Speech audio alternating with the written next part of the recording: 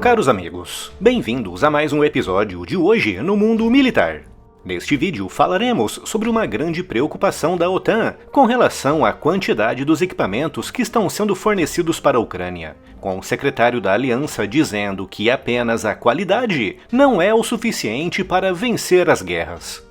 E se ainda não está inscrito no canal, inscreva-se já e acione o sino das notificações para não perder nenhuma novidade. Quando a Alemanha invadiu a União Soviética em 22 de junho de 1941, os alemães estavam muito motivados após uma longa série de vitórias incríveis. Primeiro na Polônia, em 1939, depois na França, em 1940, que resultou na expulsão dos britânicos da Europa continental. Sem nos esquecermos também de outras vitórias que ajudaram a garantir a segurança dos flancos alemães, como na Noruega, no extremo norte, e na Grécia, no sul e no Mediterrâneo.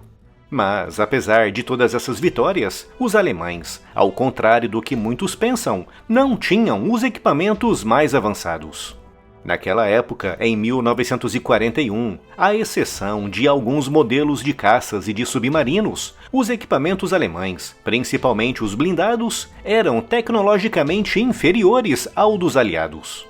Os alemães só alcançaram todas aquelas vitórias graças ao emprego de uma doutrina radicalmente inovadora para a época, batizada no Ocidente de Blitzkrieg, e que envolvia o emprego de unidades blindadas independentes e autônomas, atuando por iniciativa própria no campo de batalha e apoiadas de perto pela infantaria mecanizada, a artilharia e a aviação.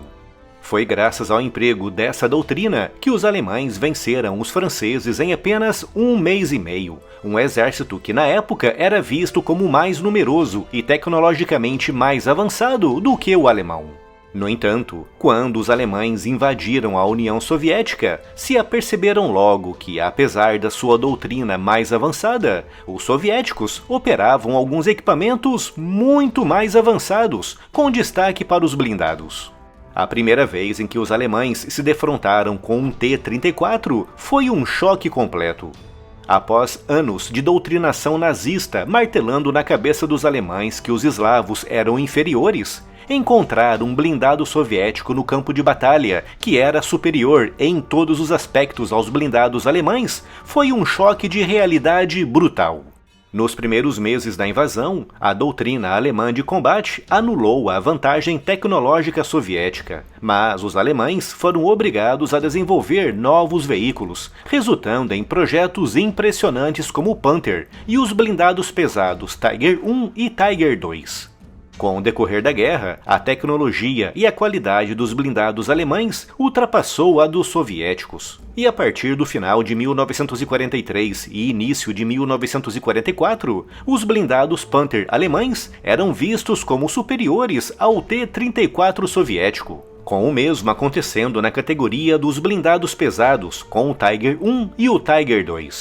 Além da tecnologia superior, a qualidade da construção alemã era imbatível, com as fábricas alemãs realizando controles e checagens das peças e das montagens que mais nenhum outro país fazia.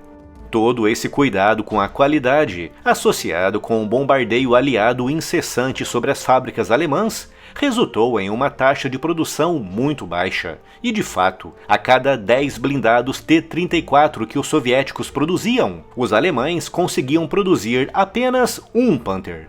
Na categoria dos blindados pesados, a taxa de produção era ainda menor. Por exemplo, o Tiger II, o mais letal blindado pesado da guerra, com quase 70 toneladas e um poderoso canhão de 88 mm, só foram produzidos 492 veículos. No outro extremo do espectro, países como os Estados Unidos produziram quase 50 mil blindados M4 Sherman, com a União Soviética entregando até 1945 perto de 80 mil blindados T-34. A qualidade e a tecnologia dos blindados alemães na fase final da guerra era insuperável, mas a quantidade disponível para os aliados acabou fazendo a diferença. Como os soviéticos costumavam dizer naquela época, a quantidade é uma qualidade em si mesma. Aquele conflito demonstrou claramente que a qualidade e a tecnologia são, sim, elementos essenciais. Mas, quando a tecnologia e a qualidade excedem um certo limite, exigindo uma quantidade excessiva de mão de obra e de recursos, deixa de ser vantajosa. Saltando quase 80 anos no tempo, agora em 2023, algo semelhante está acontecendo na Ucrânia.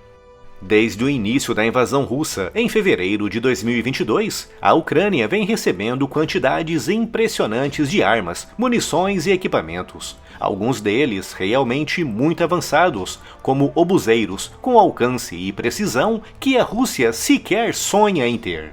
O mesmo tem acontecido no campo dos blindados, com os ucranianos recebendo veículos como o Leopard 2, um blindado que, dependendo da sua versão, é superior ao T-90M, o blindado mais avançado que a Rússia tem em operação neste momento.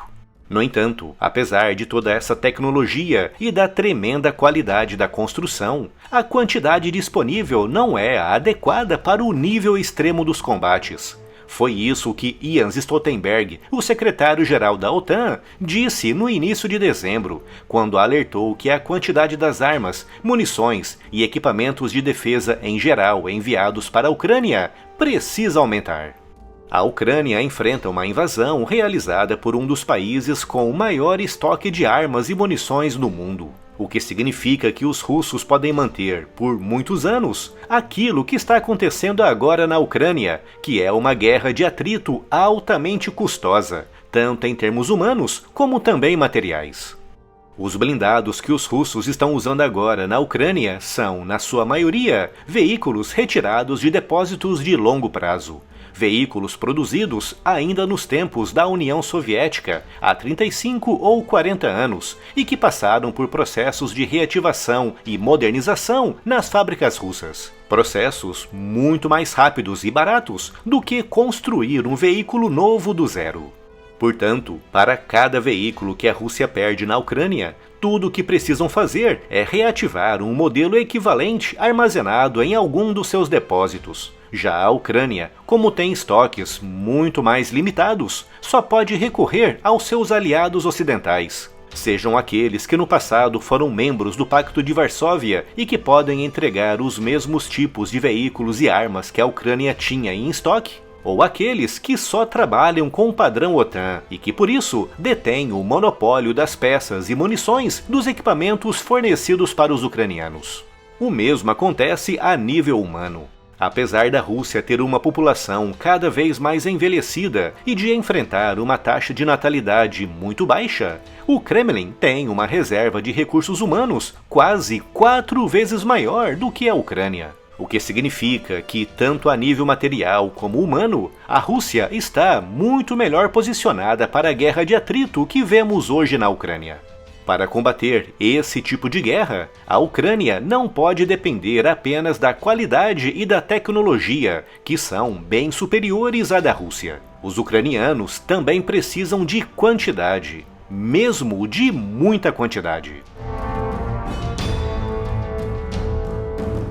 Siga as notícias e as novidades do mundo militar também no Spotify. Conteúdos novos em formato podcast todos os dias. Siga-nos por lá e leve o conteúdo do canal para onde você for. É só clicar no link que está aqui na descrição. Confira as incríveis novidades da loja, luminárias exclusivas com a logo do canal, da FEB e bonés bordados de alta qualidade e com estampas incríveis. Canecas, camisetas e polos com temas militares para todos os gostos e tamanhos. Clica no link aqui na descrição e confira todas as novidades.